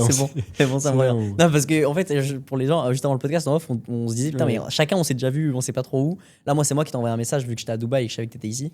Mais je savais que je t'avais vu quelque part avant. Et mais moi, ça se trouve, je vais retrouver la vidéo dans laquelle je t'ai vu après. Mais ouais, du coup, donc voilà. Et après, il m'avait invité à faire une conférence. D'ailleurs, je le remercie parce que ça m'avait vraiment ouvert les yeux sur. Tu sais, je sentais que les gens m'écoutaient. Tu vois, j'avais une compétence et c'est rassurant quand tu veux te lancer dans une personal brand parce que souvent les gens se lancent pas parce qu'ils se disent bah, j'ai le syndrome de l'imposteur. Je suis n'importe qui, quoi. Ouais, j'ai aucune valeur à apporter. Tu vois. Et là, je me suis dit, ok, j'ai fait une conférence devant une trentaine, quarantaine de personnes. Tout le monde m'a écouté, tout le monde est venu me poser des questions. Ils m'ont demandé si j'avais un Insta. Et moi, j'en avais pas à ce moment-là, tu vois. Et du coup, je me suis dit, ok, ça vaut peut-être le coup de le faire. Et du coup, je l'ai lancé. En 15 jours, j'ai fait 3 vidéos virales. J'ai atteint 10 000 abonnés en 14 jours, je crois. Et ça m'a donné de la crédibilité, vu que quand ta niche, c'est la création de contenu, la viralité, si tu fais des vidéos qui ça fait pas de vues, Ouais. tu perds vite ta crédibilité. Mais du coup, ça m'a crédibilisé. Et mec, ça a changé ma vie d'avoir une personal brand. Genre, beaucoup plus que ce que j'imaginais, sachant que j'avais déjà des attentes élevées. Tu vois. Et Qu'est-ce tu que vois, ça t'a apporté concrètement? en vrai, c'est la question qui revient souvent. Tu vois, Ouais. c'est qu'est-ce que ta personal brand elle t'a apporté? Et moi, elle m'a apporté d'être à un podcast comme ça, typiquement. Tu vois, ça serait jamais arrivé sans. Les connexions, les rencontres, parce qu'en vrai, c'est que ça le business. Tu rencontres les bonnes personnes. Mon associé aujourd'hui sur mon business dans le gros operating, infopreneur, etc., je l'ai rencontré grâce à ma personal brand. Mon app, je l'ai lancé parce que j'ai eu des questions qui revenaient tout le temps. Et je me suis dit, pourquoi est-ce Tu as qu'il y a pu pas la une app? promouvoir aussi Voilà. grâce à ta personal Je l'ai brand. promu, Ouais. je l'ai promu. L'argent, tu vois. Je t'ai posé Mais- la pire question parce qu'on me la pose très souvent. Parce que Ouais. moi, je suis le premier qui promeut cette personal brand là. À chaque fois qu'on me pose, en fait, je suis à deux doigts de répondre tout. En fait. Ouais, en fait, c'est ça. C'est que j'ai envie de te dire- Globalement, tout Et- a et été en fait- au moins facilité grâce à la personal brand. C'est ça, et Ouais. genre à tous les stades en plus. C'est que tu Ouais. peux être un PDG où tu as déjà une boîte qui fait 1 million par mois, ça va t'aider, tu vois. Mm. Et typiquement, aujourd'hui, moi, ça m'aide de fou pour le recrutement, tu vois. Aujourd'hui, j'ai besoin de clippers, j'ai besoin de closers, j'ai besoin de plein de postes, et je les trouve grâce à ma personal brand. Et je dis souvent ce truc-là, mais j'ai fait le test avec 2 pipes. Pipe qui venaient de recommandations, même des ads, etc. Et pipe qui venaient de ma personal brand. J'ai fait 10 entretiens à droite, 10 entretiens à gauche. Il n'y a pas un des mecs Ok. qui venaient de ma personal brand que j'ai pris. Parce qu'ils sont tous plus motivés, plus smart, Ouais. plus compétents quand ils viennent de ta personal brand que quand c'est des mecs qui te connaissent pas. Et Mm. c'est ça la force de la personal brand, c'est que ton statut il change. Tu vois. Les gens savent qui tu es, les gens savent ce que tu fais et t'enclenches la réciprocité. Mm. Moi, je donne beaucoup de valeur gratuitement dans mes stories, dans mes vidéos. J'ai rien à vendre en soi. Tu vois. Sur ma personal brand, j'ai pas de formation, j'ai rien. Donc du coup, je donne de la valeur. Et parfois, je me demande, mais pourquoi est-ce que je fais ça, tu vois. Et en fait, à chaque fois que je me pose la question, dans les jours qui arrivent, il se passe un truc de Ouais. ouf. Genre, je fais une connexion d'un mec que j'admire, un mec ultra smart. Je recrute un mec qui va changer ma boîte. Je trouve une personne avec qui je vais pouvoir faire du business. Enfin, et tout le temps, je me dis, OK, faut jamais que tu perdes de vue que même si tu n'as pas un retour financier direct, tu dois créer du contenu parce que ça a une valeur de fou. Ça compound, Et- ça compound. En plus, c'est tellement long Ça terme. compound de fou. Ouais. Et puis tu vois, tu rencontres des gens, surtout à Dubaï. Tu rencontres des gens, c'est en vrai, bon, il y a des fois où c'est un peu poussé à l'extrême et où du coup ça devient un peu malsain, Mm. mais c'est tu es la représentation de qui tu es sur les réseaux sociaux. Tu vois. Et en soi, il y a des aspects cool parce que tu vois, tu vas pouvoir connecter avec des gens où tu sais que leur contenu te fait kiffer. Donc généralement, dans la vraie vie, ça va être pareil. Mm. Parce que le mythe de il est pas pareil dans la vraie vie que sur les réseaux, c'est très rare quand même. Carrément. Mais, En tout cas, ceux qui ont bien marché, c'est en fait très rares sont les personnes qui arrivent à jouer un jeu d'acteur pendant autant de temps, de manière aussi régulière. Enfin, et à un moment, Ouais. ceux qui marchent très bien, l'authenticité, ça se fake pas globalement, hein, les gens le ressentent. Si t'es pas authentique, c'est très très compliqué de maintenir un rôle sur les réseaux. Donc très souvent, moi je suis d'accord. Je pense que j'aurais peut-être un ou deux cas de personnes que j'ai rencontrées qui étaient différentes dans la vraie vie que sur les réseaux. Ouais. Sur les peut-être dizaines, presque centaines de personnes que j'ai rencontrées grâce au réseau en fait. Donc ouais, carrément. Ouais. Et les seuls qui arrivent à faker, j'arrive à les capter. Ouais. Tu vois, genre dans les vidéos, je sens que c'est pas honnête. Ouais, je suis d'accord. Donc en fait, je vais pas les capter dans la Ouais. vraie vie. Ouais. Donc ouais, c'est un CV, tu vois. Je trouve ça ouf que les gens créent pas plus de contenu, même les gens qui sont employés ou quoi, tu vois. Mm. Genre, typiquement, moi aujourd'hui, avec ma personal brand, si demain j'arrête l'entrepreneuriat, j'en ai marre du stress, ma boîte elle a foiré, j'ai des dettes, il faut que je trouve un taf, tu vois. Il me faut de la stabilité dans ma vie. Avec ma personal brand, je trouve des offres d'emploi que j'aurais jamais pu avoir avec mes études, même si Ouais. j'avais fait une école de commerce encore mieux que la mienne, même si j'avais un CV où j'avais taffé dans tous les plus grands cabinets de conseil et tout.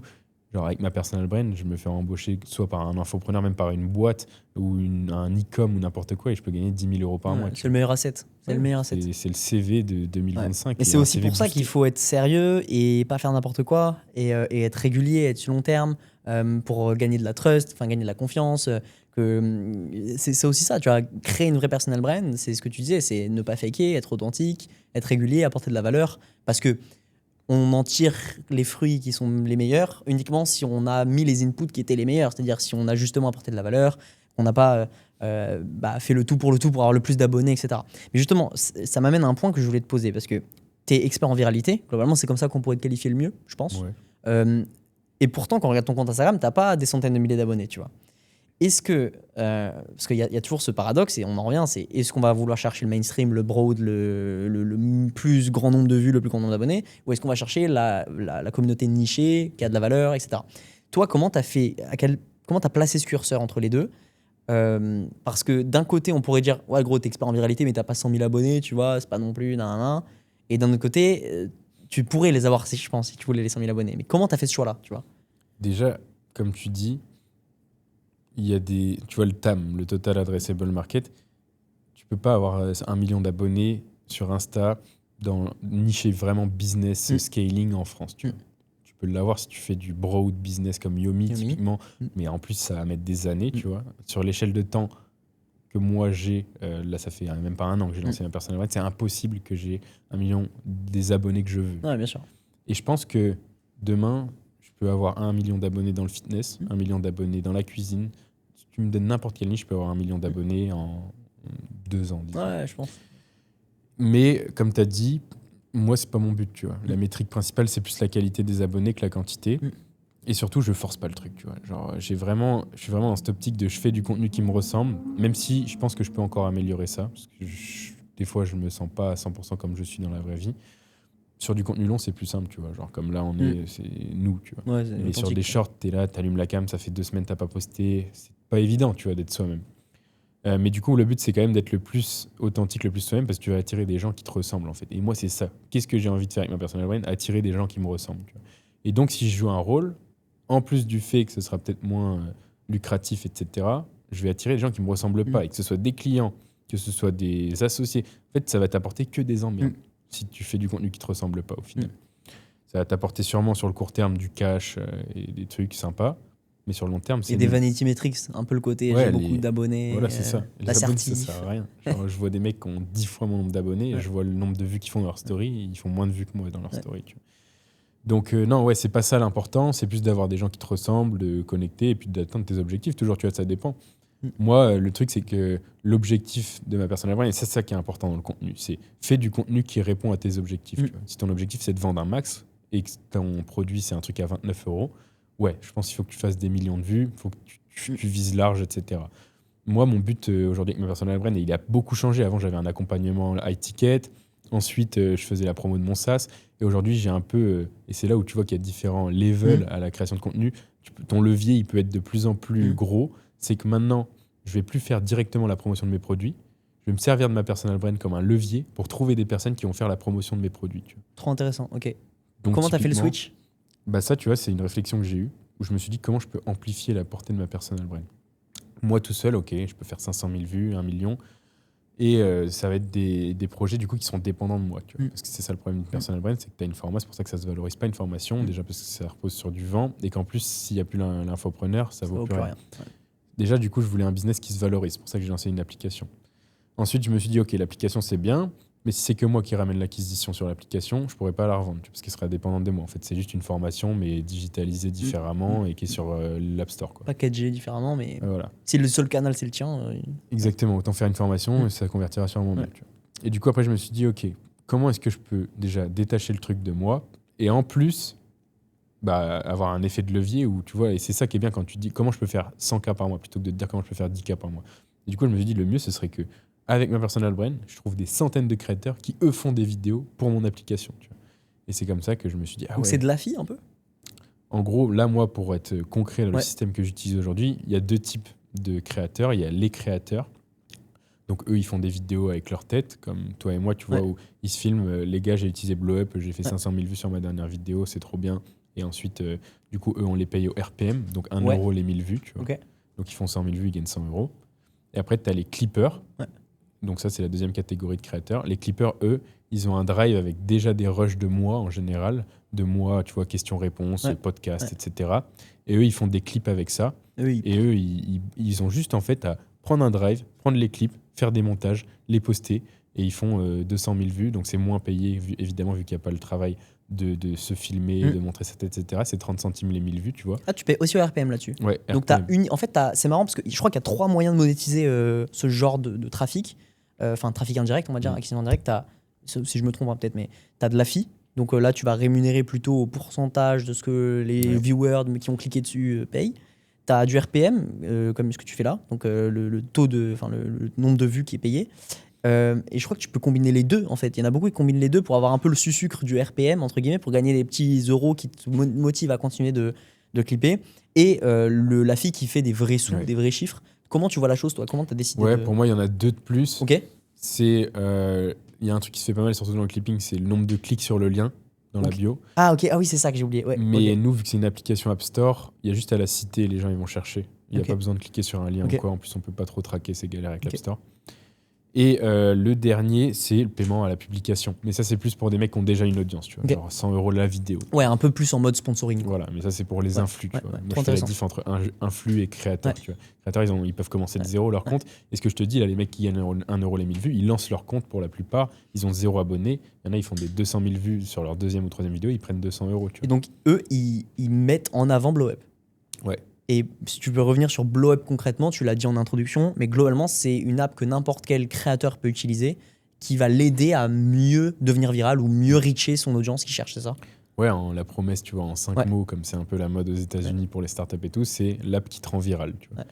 Donc c'est ça, ça t'analyse ton compte, ça te dit tes points forts, tes points faibles, ça te dit ce qu'il faut que tu améliores, ça te génère des idées de vidéos. Donc pour ça, on prend des concepts qui ont déjà été viraux dans d'autres niches et on les adapte à ton profil qui vient d'être analysé avant.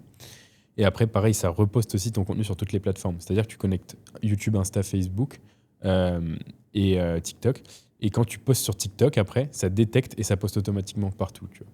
Ok. Donc en fait, c'est vraiment un hub où tu télécharges Blow Up, tu connectes ton compte à Blow Up. Tu vois, c'est un peu un plug que tu viens mettre sur ton compte TikTok Le feu. et tu as toutes les métriques qui vont t'aider à être viral, tu vois. Comment tu monétises? Nous, Ouais, enfin, que les clients, ils payent combien c'est un abonnement mensuel. Ok. C'est 29 € par mois, Ok. je crois. Ou alors l'abonnement annuel, c'est 89 € pour l'année, du coup. Trop bien. Donc ça, c'est vraiment SaaS en fait. C'est vraiment Ouais, SaaS c'est en mode appli quoi. Appli En OS. mode API OS. Et T'as mis combien de temps à la dev? alors moi, je suis associé avec un de mes meilleurs potes, du Ouais. coup, qui est développeur iOS, parce que ça, c'est Ok. compliqué à trouver.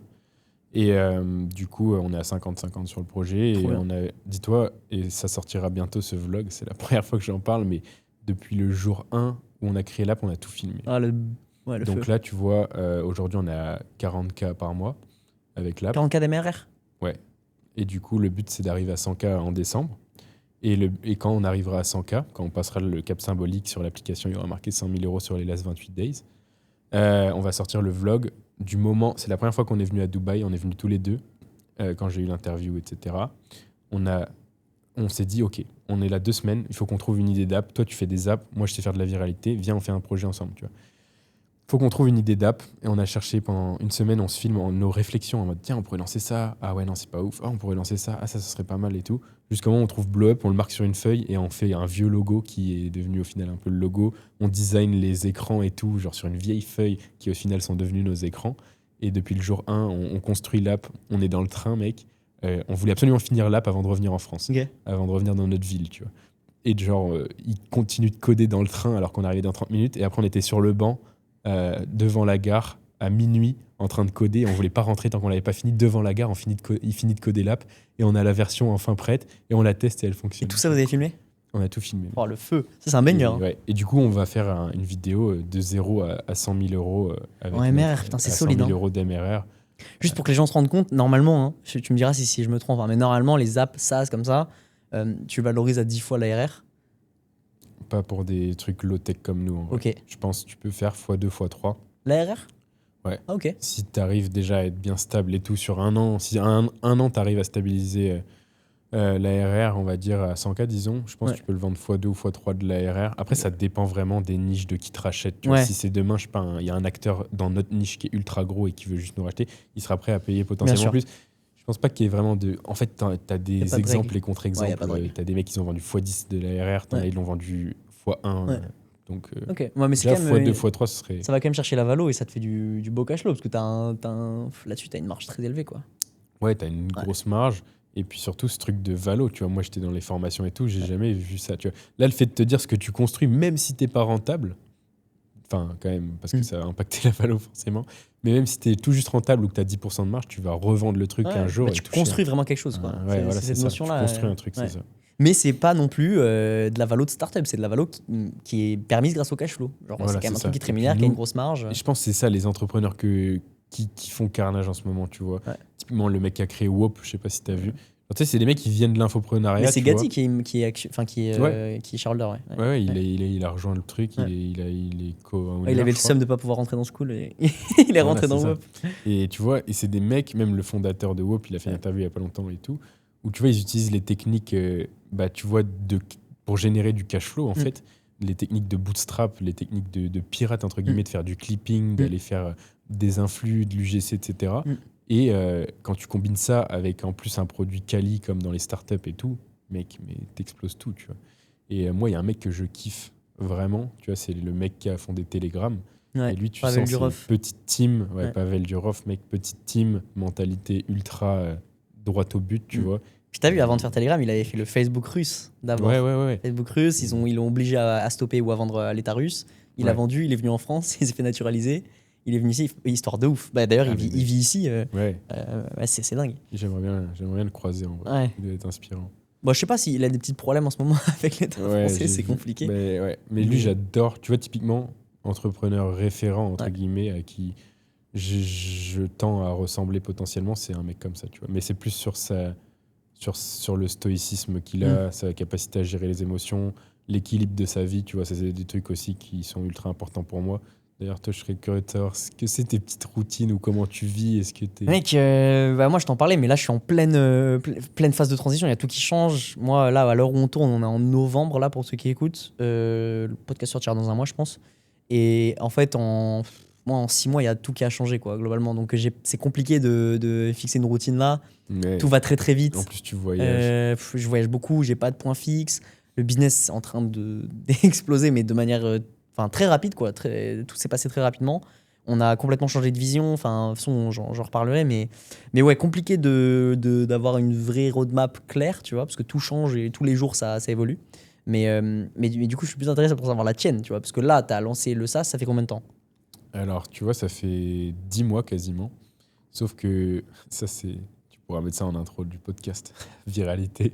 C'est que, non, en vrai, il y a un mois, on était à 1000 euros de MRR. Et là, on est à 40 000. Ouais, c'est lunaire. Donc, tu vois, le focus aussi, parce qu'au final, c'est juste que là, du coup, je suis en coloc avec mon associé et avec un autre coloc qui, lui, a un SaaS qui fait beaucoup plus que nous. Okay. Et du coup, il nous a un peu montré la voie. Trop bien. Et en fait, c'était juste croire en le projet, tu vois. Et je pense qu'en venant à Dubaï, j'ai réalisé ça aussi. C'est que tu es vraiment limité par tes croyances, tu vois. C'est-à-dire que si tu es convaincu que quelque chose est possible, tu vas y arriver. Et moi, en étant en France, j'avais des croyances bien plus élevées que la moyenne des gens que je côtoyais. Mais bien plus faibles que la moyenne des gens ici. C'est exactement ça. En venant à Dubaï, je me suis rendu compte que j'avais des croyances qui étaient encore ultra faibles. Et en venant ici, en ayant un coloc qui fait des chiffres que je ne pensais pas possible avec un SaaS, dans cette niche-là, dans la création de contenu, parce qu'on est dans la même niche, je me suis dit, ah ouais, ok, donc en fait, j'ai les skills pour le faire. C'est possible parce que lui l'a déjà fait. Qu'est-ce qui m'empêche d'y passer plus de temps et juste d'y croire, tu vois. Et du coup, j'ai juste accordé plus de focus à l'app. J'ai mis en place ce que je mettais dans les autres business, là où on en revient encore au fait que la création de contenu, ça s'adapte à tout. Et puis, ça a explosé. Trop intéressant. Moi, avant de creuser là, le reste du coup des autres projets que tu fais à côté et what's next, tu vois, qu'est-ce qui se passe demain, j'aimerais bien creuser sur ce que tu viens de dire ou juste appuyer le propos. C'est en venant à Dubaï, ce qui t'a permis d'exploser, c'est pas la fiscalité. Alors, je sais même pas si t'es résident fiscal ici, t'es expatrié ici en tant que tel ou t'es encore un peu entre les deux. Non, là maintenant j'ai ma boîte ici. Ouais, t'as tout ici. Mais je pense que parce que beaucoup, quand ils parlent d'expatriation à Dubaï, ils parlent de fiscalité. Mais moi, c'est ce que j'essaie d'inculquer, parce que mon business, c'est du coup de vendre de l'expatriation globalement. Enfin, on optimise la fiscalité des gens en France et à l'international. Et donc, dans l'expatriation, qui sont mes clients à moi, j'ai 80% de personnes qui veulent venir à Dubaï. Et la plupart des gens abordent Dubaï par le scope fiscal. Parce que c'est ce que tout le monde dit. C'est Dubaï, c'est 0%, allez, 9% au-delà de 90 000. Donc, je fais le gain fiscal, je l'applique à mon business actuel, je gagne X euros par an. Non, ça, moi, c'est pas ça le plus important. Le plus important, c'est combien de plus tu vas générer en venant ici. Quel palier de verre tu vas péter, quelles rencontres tu vas faire qui vont exploser ton business. Et tu viens de le démontrer par A plus B et tu es loin d'être le seul. Mais c'est qu'en fait, en venant ici, je pense que c'est beaucoup plus intéressant d'un point de vue business que d'un point de vue fiscal. Parce qu'à un moment, ça coûte cher quand même la vie ici. Le gain fiscal que tu te fais, tu le dépenses en lifestyle. Même si tu n'as pas un train de vie exubérant, la vie ça coûte cher, les restos coûtent cher, le logement coûte cher. Donc globalement, ce que tu gagnes d'un côté, tu le perds de l'autre. Par contre, ce que tu gagnes vraiment ici, c'est la clarté d'esprit et la vision que tu peux gagner, avoir en côtoyant d'autres mecs que tu n'aurais jamais rencontrés en France. Donc c'était hyper intéressant, je voulais rebondir là-dessus. Mais pour comprendre un peu tes autres projets, du coup, vu que cette compétence, tu le disais en introduction, tu l'appliques à plein de verticales. Là, tu avais un gros focus SaaS, j'imagine, parce que c'est un gros bébé, quoi, c'est un gros produit. Quel autre projet tu lances à côté ou quelles sont tes autres verticales ? Ouais, alors du coup, donc j'ai ce projet-là. Et comme tu as dit, en vrai, je valide totalement le fait que la mentalité, ça te fait exploser. Même aussi, tu es dans un climat beaucoup plus positif, tu vois, où la réussite est beaucoup plus valorisée. Et inconsciemment, ça te booste, tu vois. Donc, il y a ça. Et donc, ouais, mes focus aujourd'hui, c'est le SaaS. C'est, du coup, j'ai d'autres business avec un autre associé, tu vois, avec qui on a vraiment une grosse connexion business. On s'est ultra bien entendu et du coup, on a des projets. Et pareil, on est tellement complémentaires que je pense que tu peux nous faire. Enfin, c'est tous les deux sur du marketing, tu vois, à différents niveaux. Lui, c'est plus funnel, conversion, etc. Moi, plus acquisition.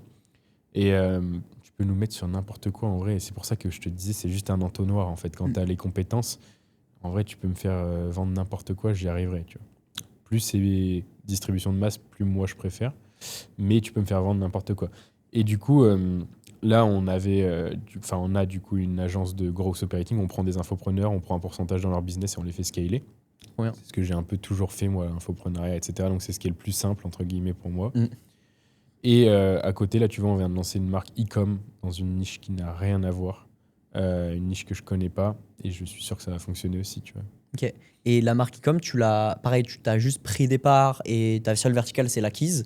Et c'est quelqu'un d'autre, du coup, qui est spécialisé dans l'e-com, qui fait tout le reste, qui ship, qui tout ça. Exactement. Ouais. Et en plus, moi, c'est acquisition et après un peu stratégie. Parce que je pense que j'ai une bonne vision entrepreneuriale, surtout au niveau marketing. Ouais. Peut-être pas management, etc. Mais au niveau marketing, j'arrive à trouver. Moi, je pense que là où. Et je pense que c'est intrinsèquement lié avec la création de contenu, c'est que j'arrive facilement à trouver des big ID, à trouver des angles, tu vois, à comprendre ce que les gens veulent. Moi, j'adore la psychologie, j'adore la philosophie, j'adore comprendre l'être humain, me comprendre moi-même. Et du coup, en ayant ces connaissances-là, tu deviens fort en marketing. Après, il faut juste apprendre 2-3 choses techniques en marketing, en copywriting, etc. En création de contenu aussi, si c'est ce que tu veux faire. Mais juste de comprendre l'être humain, comment il fonctionne et qu'est-ce qui capte son attention, c'est pour moi le plus gros edge du 21e siècle. Et du coup, moi, c'est ça ma compétence. C'est que tu vois, même là, il n'y a pas longtemps, j'ai des potes qui ont eu une agence où ils aident des personnes dans le e-com, justement, qui scalent des marques e-com. Et ils m'en font souvent rencontrer, tu vois, qui ont des marques qui veulent se développer sur les réseaux. Et moi, vu que c'est mes potes, avec plaisir, j'aide leurs clients. Et là, il y avait une meuf qui faisait des cookies, tu vois, une ancienne chef qui fait des cookies, etc. Et je lui ai donné des conseils. Et tu vois, j'ai pu directement trouver la big idea qu'il fallait qu'elle fasse, tu vois. Genre, elle faisait un truc, c'est qu'elle faisait ses cookies elle-même. Tu vois, genre, des cookies faites par une chef dans un magasin. Et je me suis dit, mais c'est un truc de ouf, tu vois. Et moi, j'ai direct eu des angles qui me sont venus, même des angles de pub, de vidéos organiques où tu vois un mec avachi dans son canapé en train de jouer à la play et t'as des chefs qui lui apportent sur un plateau des cookies, tu vois. Genre la visualisation de cette big idea, la représentation, la matérialisation de la big idea. Et moi, quand j'arrive à me le représenter dans ma tête, c'est que c'est une bonne big idea, tu vois. S'il y a vraiment un contraste, des choses comme ça, tu vois, un peu technique de la création de contenu. Du coup, je lui ai dit, mais pourquoi tu fais pas ça, tu vois. Elle m'a dit, ah ouais, c'est vrai, mais quand je vais scaler, après, je pourrais plus les faire moi-même. Et après, je lui ai dit, ouais, mais dans ce cas-là, tu peux mettre une brigade de chefs. Et du coup, ta big idea, elle est encore plus puissante. C'est plus des cookies faits par un chef, mais des cookies faits par une brigade de chefs. Et c'est scalable. Et tu trouveras des chefs qui le font. Et elle m'a fait, ah ouais, j'avais jamais pensé à ça. Et tu vois, c'est qu'au-delà de la création de contenu, de l'acquise, je pense que ma force, c'est aussi la créativité. En fait, le truc commun à tout ça, c'est la créativité. Et c'est le fait de bien comprendre l'être humain. Et les deux mélangés, ça fait que tu arrives à avoir des bonnes visions marketing, en tout cas, sur les projets. Et moi, c'est ça, je pense, ma force. Et c'est ça que j'apporte comme plus-value aux projets dans lesquels je prends des parts. Ouais, c'est ouf. Et du coup, tu prends forcément de l'equity, parce que tu as, encore une fois, 1 milliard de manières de monétiser ça.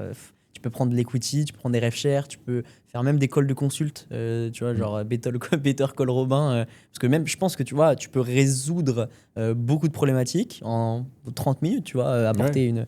Je sais pas si c'est quelque chose que tu fais ou que tu veux faire, mais tu as plein de. Parce que ça dépend aussi, est-ce que c'est valuable pour ton temps, tu voilà, vois, c'est ça. Mais, en fait, c'est que moi, j'ai un défaut, je pense, entrepreneurial, c'est que j'aime pas assez l'argent, tu vois.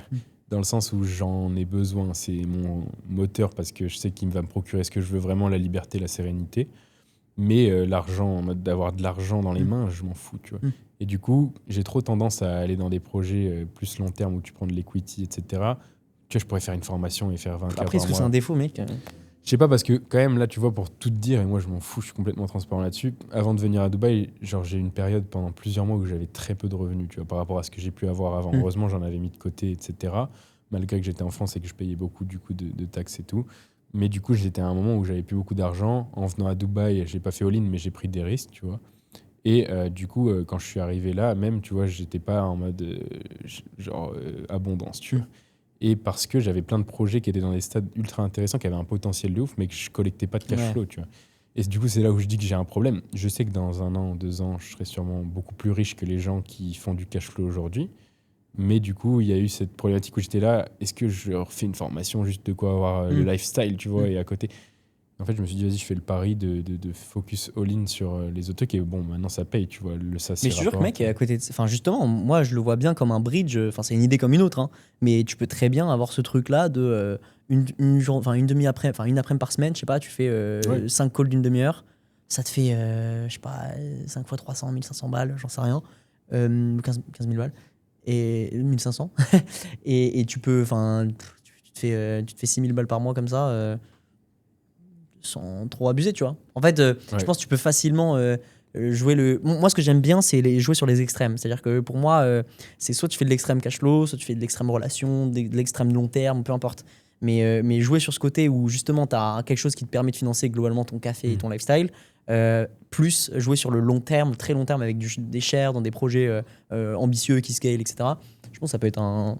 Enfin, globalement, tu n'auras pas de complications ou de difficultés particulières pour monétiser ta compétence. Ouais. En soi, c'est un peu ce que je fais, tu vois. Ouais. Je prends 2-3 personnes en accompagnement chaque mois, mais souvent, c'est des profils que j'aime Ouais. bien, tu vois. Ouais, Ou mais des c'est bien. profils où ça va être simple. Ouais. Tu vois, un mec qui me contacte, il est dans l'immobilier, je sais que je vais le faire exploser facilement. Un mec qui me contacte, il aide, je sais pas, tu vois, genre des trucs ultra abstraits en général. Il vend des produits digitaux, et là, tu vois, je dis non, ça sert à rien, tu vois, c'est trop compliqué, ou FM, ou des trucs qui me font chier. Mais ouais, je prends 2-3 personnes, tu vois, je fais des 10K en cash flow, et après, je me concentre sur les projets qui se value, et puis en vrai, qui rapportent du cash flow quand même, maintenant, arrivé au stade où ça en est, tu vois. Ouais, c'est clean. Mais du coup, ouais, c'est ça l'objectif, et faire des trucs que je kiffe aussi, tu vois. Là, je me suis rendu compte ces derniers temps que je faisais beaucoup de trucs que je kiffais pas. Et je me suis rendu compte que dès que je faisais de la création de contenu, que ça, de toute ma journée, mec, je prenais un plaisir de fou, je voyais pas passer le temps. Et surtout, c'est ce qui me rapportait le plus de résultats, tu vois. Et c'est là où je me suis dit, il faut que tu te focuses que là-dedans, tu vois. Ok, t'es bon peut-être en copywriting pour écrire des pages de vente et tout, mais j'y prends pas de plaisir, et il y a d'autres mecs qui sont aussi bons que moi.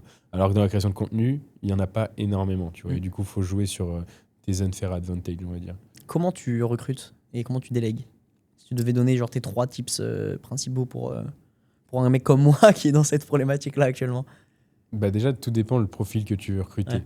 Moi, c'est souvent des gens, en soi, tout le monde en vrai. C'est des gens qui sont sur les réseaux, mais en vrai, tout le monde est sur les réseaux, tout le monde regarde Insta. Moi, déjà, je trouve avec la personal brand, c'est super efficace. Souvent, les gens ont des personal brands, mais ils les utilisent pas assez bien, tu vois. Il y a avoir une bonne personal brand et savoir utiliser sa personal brand. Et si tu sais utiliser ta personal brand, bah, tu fais des stories régulièrement pour recruter. Tu gardes les choses simples. Moi, j'avais fait des process à une époque, peu importe, hein, que ce soit recrutement ou autre, où tu as un truc, un funnel, après il regarde une VSL, après il y a machin qui va le recontacter, puis explique-moi pourquoi on devrait te choisir, et un entretien là, puis entretien de confirmation. Avec Non, un Zapier qui gardez- automatise tout le bordel. C'est comme ça, tu vois. Non, garder les choses simples. D'ailleurs, ça, c'est une de mes grandes leçons business aussi. Garder les choses simples, tu vois, le plus simple possible. Mais toi, pour recruter, fais des choses originales. Et c'est ça aussi. Moi, je pense qu'il y a un edge de fou, il y a un avantage de fou à mettre de l'originalité et de la créativité dans les choses où personne n'en met. Le recrutement, personne n'est créatif là-dessus. Au mieux, le max de la créativité, ça va être je mets une story, tu vois. Au lieu de demander sur LinkedIn ou de me mettre sur une plateforme de recherche. Mec, si demain tu fais un short où tu annonces que tu recrutes quelqu'un, et je sais pas, typiquement, moi là, je suis en train de préparer un truc pour recruter des clippers, c'est que je vais mettre en place une liste de prix délirant, tu vois. Genre, le mec qui fait 50 millions de vues, il a une voiture, genre une Audi RS3, et le mec qui fait 100 millions de vues, là, je suis encore en train de chercher ce lot-là un peu symbolique, et c'est ça qui va créer de la viralité, c'est le lot des 100 millions de vues, tu vois, je le sais. Et je veux trouver un truc qui, en plus d'être exceptionnel, est quelque chose qui sort du commun, qui fait rager les gens. Genre, tu vois, une expatriation à Dubaï, tu vois, genre un truc comme ça. Et du coup, là, tu rends viral un truc qui ne l'est pas, tu vois. Et je suis sûr que dans le recrutement, toi, tu peux, genre, typiquement, je te dis une connerie, mais comme hook, tu dis, je cherche une personne qui va permettre à des entrepreneurs de ne plus se faire tuer par les impôts, tu vois, ou qui va permettre d'échapper à la France. Tu vois, genre, je sais pas, dans la manière de faire, et tu fais un truc ultra original, que ce soit un short, que ce soit dans ton funnel une VSL marrante, que ce soit des micro-trottoirs, où tu vas, je sais pas, interviewer des gens, et tu dis, genre, qu'est-ce que tu fais et tu me fais genre que tu recrutes la personne en direct et après tu fais un call to action en mode on en cherche d'autres des personnes comme ça. Si vous êtes intéressé, bah, tu vois, Il y a plein vidéo d'idées virale. créatives. T'as raison. Et c'est ça, en fait. Ce côté C'est créatif. le fil rouge, c'est mettre de la créativité. Ouais. Essaye de penser outside the box. Comment ils font les gens normaux pour recruter? Ok, ils font ça. Comment est-ce que moi je peux faire l'inverse, mais que ça fonctionne quand même, tu vois? Comment est-ce que je peux faire différemment? Et ça, si tu te poses ça sur des. Plus le sujet est chiant, plus tu vas avoir un avantage de fou à mettre de la créativité dedans. Très smart. En plus, c'est vrai que c'est compliqué parce qu'on a tendance. Enfin, le premier truc que je me dis quand tu dis ça, c'est ouais, mais moi, mon business, il est différent. Ou tu sais, ouais, mais moi, les gens que je cherche, ils sont différents. Parce que, tu sais, on a toujours cette tendance à dire ouais, mais nous, notre business, il est un peu différent. Il joue un peu sur le côté, tu sais, corporate. Moi, c'est banque, finance, tout ça. Donc, c'est compliqué. J'ai un peu le cul entre deux chaises, genre entre les infopreneurs et le monde de la banque privée et des experts comptables. Tu vois, globalement, je cherche à recruter des stagiaires experts comptables. Ouais. C'est pas des mecs qui sont. Bah, mec, j'ai un exemple pour ça. Ouais. Clouely, tu vois, je sais pas si tu Ouais. connais. Bah, tu vois le mec qui a créé ça. Ouais. Je sais pas si tu as vu, il a fait le buzz parce que justement, il a fait une série de vidéos virales où il disait on recrute 50 stagiaires, tu vois. Et tout le monde qui a dit mais c'est impossible de recruter 50 stagiaires, vous faites ça pour pas les payer, etc. Et au final, ça a fait du buzz autour du truc. Donc évidemment, tu as ceux qui critiquaient, mais ceux qui critiquaient ont donné de la force à sa vidéo, qui a permis à sa vidéo de trouver les gens qui cherchaient vraiment. Ouais. Et toi, typiquement, si Ouais. tu dis un truc extrême, tu vois, et tu le pousses à Je vais l'extrême. révolutionner l'expertise comptable. Ouais, je voilà. recrute 50 experts. Ouais, je recrute 50 stagiaires, tu vois. Ouais. En mode et j'ai 24 ans et je veux construire et pas hésiter à avoir une vision de fou et de l'exprimer en vidéo parce que ceux qui n'en ont pas, ils vont avoir le seum et ils vont commenter.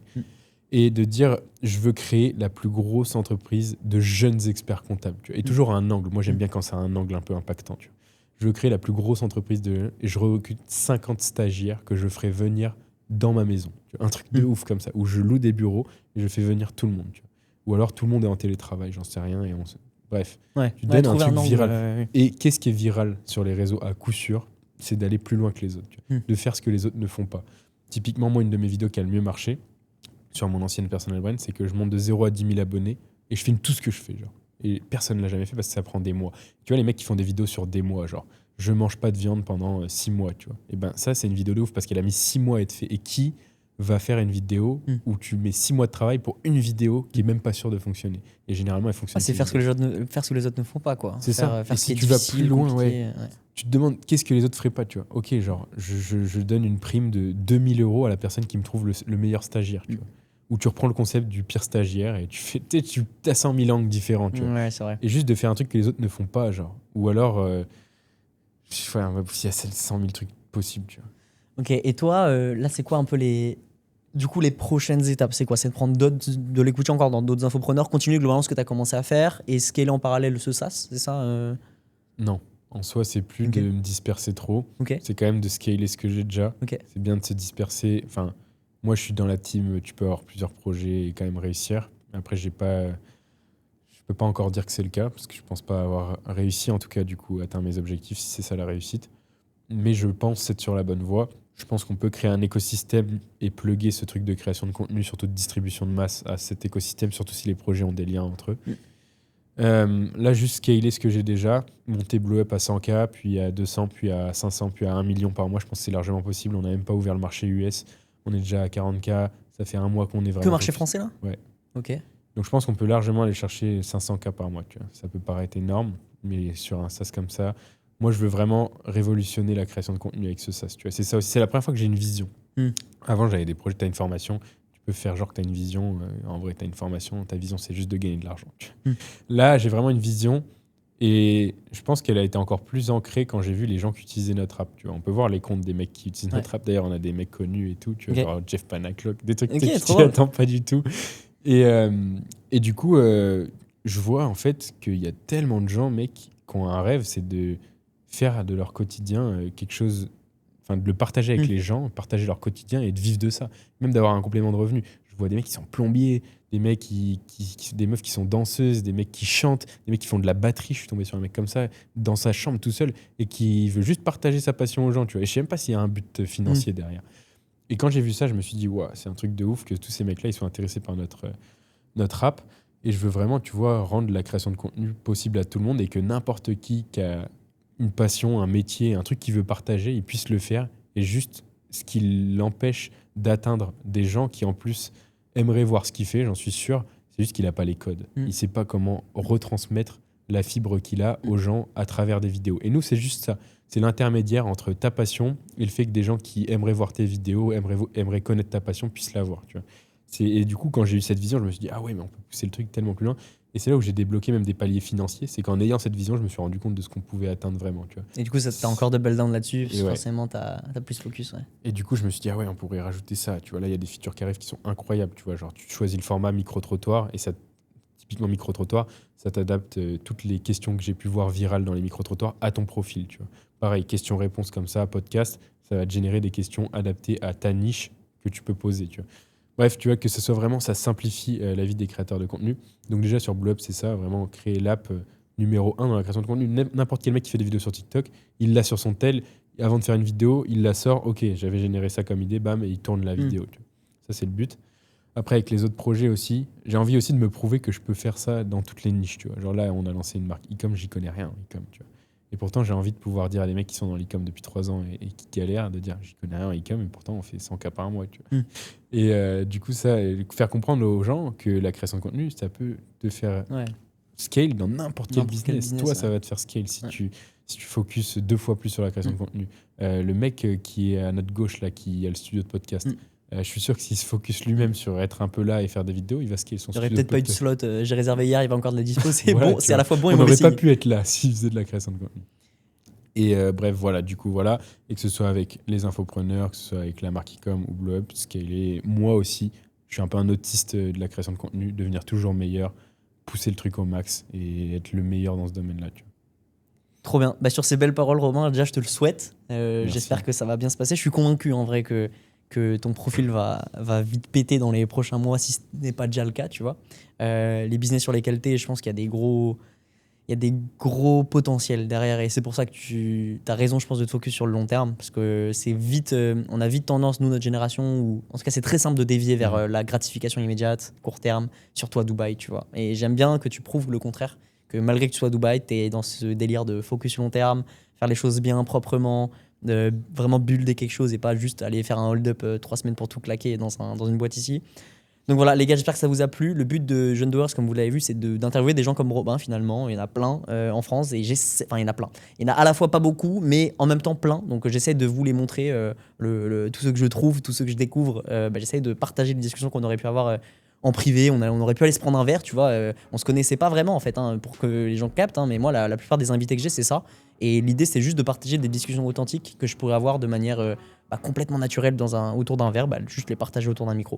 Donc voilà, si le concept vous plaît, n'hésitez pas à vous abonner, à aller voir les précédents épisodes et mettez la cloche pour voir les prochains. Abonnez-vous à tous les réseaux de Robin, même allez voir l'app, je mettrai les différents liens que tu m'enverras dessous. Et puis voilà, je vous dis à la prochaine sur YouTube. Ciao.